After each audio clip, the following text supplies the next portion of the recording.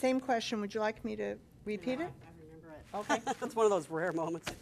Actually, I totally agree with Maureen on this issue. We need to stop the spending. It's totally out of control. It's not just the state, but it's also the communities are spending too much on projects. But they're reeling in their budgets knowing that they're not going to get any money from the state.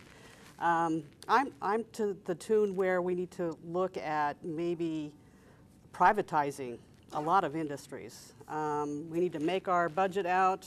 You know, not that I know a great deal about the budget. I haven't been in Olympia for 6 years, but make out the budget, the things that are constitutionally mandated by the state, the things that we have to do. And then at the point where we see that maybe there can be some privatization, maybe we need to consider that and get that system spun off and taken care of by private industries. And also I'm really into deregulation, delawing if possible. I mean, I don't think there's any honor in creating a law. I think there's more honor in getting rid of a law because there's so many of them out there. So, you know, I don't have anything more to say except I think cutting down, cutting out, it's just like anybody's personal budget. We need to bring it down to, well, we need to get out of debt. I don't know how long it's going to take, but we need to get out of debt. Thank you. We'll switch gears a little bit from the budget. And Mrs. High, I'd like you to answer this question first. Group homes seem to offer an alternative to the more expensive option of nursing homes in caring for those who are not able to care for or advocate for themselves. Recently, the Seattle Times exposed serious neglect and abuse by some group homes in Washington state. Looking ahead to an increased need as the baby boomers age, what can the state do to help ensure there will be safe, affordable care available for those who need it? Okay, well, I'm going to have to tell you my own story then because about 3 years ago, my brother, who was taking care of my dad, died kind of suddenly at age 56, and that was down in Arizona. So I went down to Arizona. I sold all my dad's stuff. We got him prepared. He's elderly, and I brought him up. It took 6 days in a snowstorm in January to get him up here, and it's been a tough road to take care of my dad, but he's doing very well now. He's getting around, and in fact, I even considered whether I should run or not because of my dad being, you know, needing some special care. And he said, Brenda, if you decide not to run because of me, I'll never forgive you in this life or the next. So he's very adamant that, you know, I should go out and continue my life and do what I want to do. And I just abhor anybody that would abuse an elderly person. I think that they should get life in prison. That's how bad it is. Anybody that would treat somebody, an elderly person, badly. So I don't know if the state could do anything. I think group homes are wonderful. As long as that the people are being treated well there and the person is well taken care of, I would be for doing something to cut costs and put it in a group home, but only on the threat that if, you know, something bad happens to somebody because some care worker wasn't checked out, that they would end up in jail. Okay, that's really all I have to say about it. Thank you. Same question? You know, the whole issue with our adult family homes, they came into existence kind of as a result of the nursing home folks were saying, oh, we really don't like this large institutional type of environment for mom or dad. We'd rather have them in a smaller group setting, maybe 6 people. I think 6 is the max that you can have in an adult family home. Unfortunately, what happened as a result of the popularity of the adult family homes and what was probably expressed pretty clearly in the Seattle papers articles recently, the fact that there are levels of acuity. And when we originally started this process, a nursing home was for a high acuity level patient, someone who really had needs that needed constant 24/7 supervision. As we started opening these group homes and mom or dad decided that's where they'd prefer to be, and the daughter or the son or whoever was kind of overseeing their care or helping them with that, decided that that was a nicer environment. Unfortunately, I think what happened was that delineation of care was muddied a little bit. And I think that the acuity of the patient should dictate what type of facility they're in. But it's very hard once you've lived in an adult family home when you've been in a little better health and then your health is deteriorating to have to shuffle you to a different type of a facility. So there's a lot of things that go along with this. I certainly think it's abhorrent that anyone would abuse a senior, but I also think that it's just like with any industry, whenever something horrific happens, that tends to be the thing that is most talked about or put in the paper or sensationalized. And I think a lot of our adult family homes have great reputations and do a great job. That being said, there's always some bad apples, and I hate to say it, but that's just pretty much universal across the board with any industry. Thank you. I'm going to ask one more question. I don't have any more from the audience, so, but I'm going to ask you to please limit your answer this time to 1 minute. Okay, and you'll be first. Mrs. Walsh, you have filed to run for this office as a member of the Republican Party, and Mrs. High, you have filed as a member of the Constitution Party. What we thought might be interesting to ask you is, where do you agree or differ with the Tea Party movement?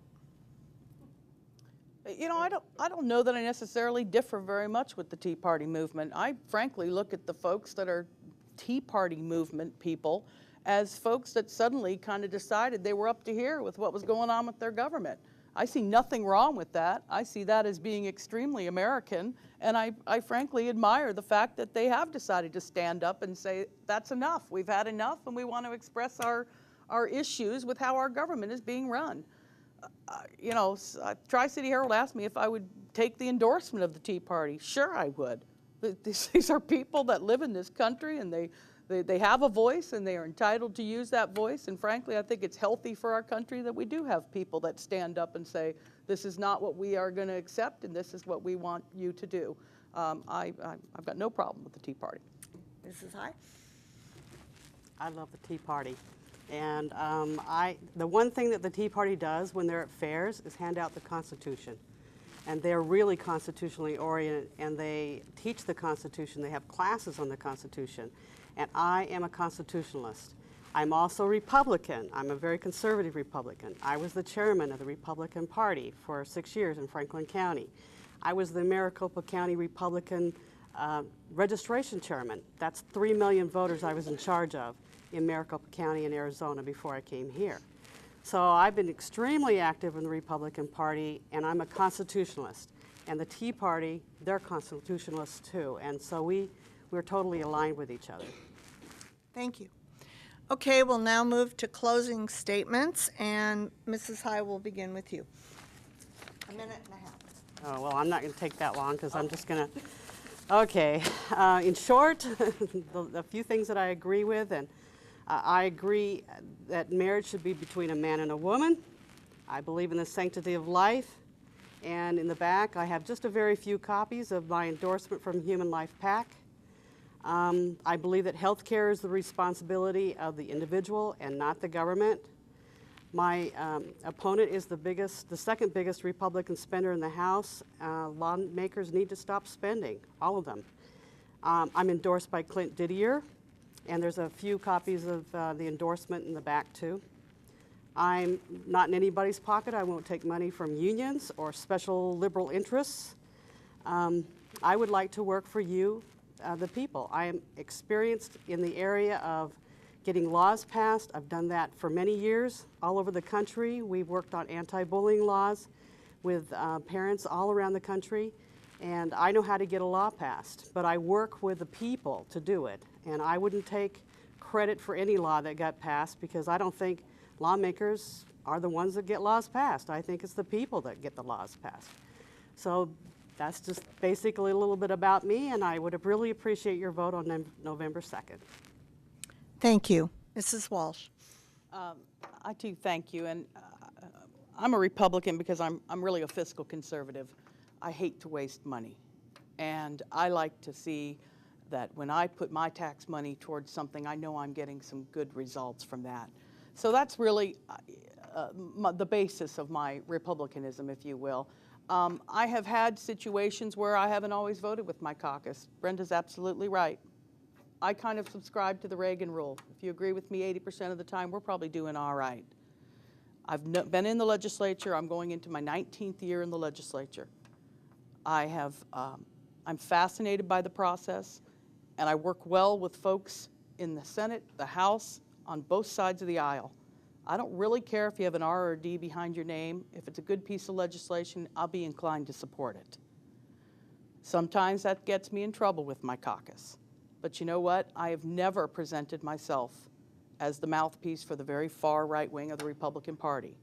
And frankly, I think that if we have people that are moderate in the legislature, they're a lot more inclined to reach compromise on issues that are important.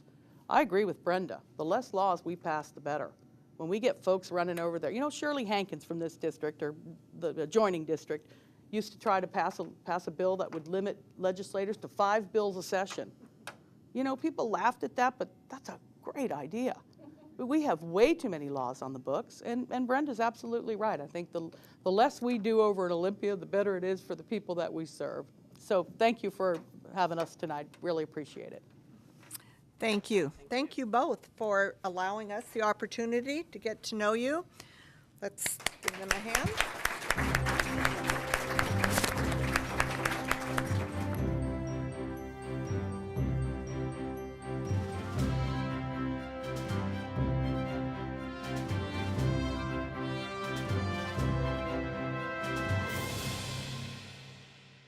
We will now hear from the candidates running for the 8th District State Representative, Position 1, Carol Moser and Brad Klippert. And we will begin with Mrs. Moser giving her opening statement first. Thank you, Kay. And first of all, I'd like to thank the forum sponsors for this opportunity to moderate this event, and thank the viewers for listening in at home and investing your time in watching this candidates forum. So 18 years ago, I got involved in local government because I was trying to get a sidewalk to a park so that my kids could get there safely.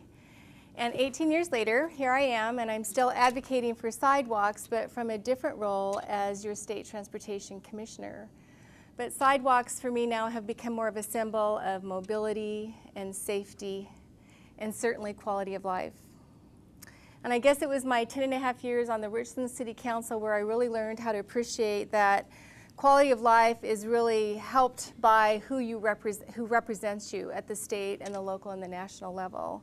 And that government can be an important partner in your quality of life. And so that's why I'm running for the state legislature. I want to be your partner in Olympia.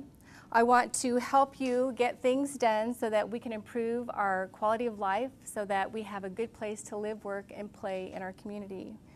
And looking ahead, I see that this community really needs to have a much stronger partner in Olympia as this community transitions from an economy that is dependent on the federal government, and we try to replace those family wage jobs, and we try to educate our children.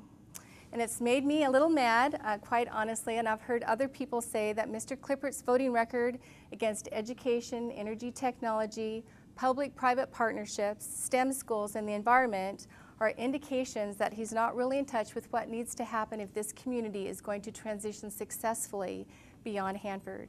And so I ask for your vote for November 2nd to be your partner in Olympia that invests in our children, advances our community priorities, and adds to our quality of life. Thank you. Thank you.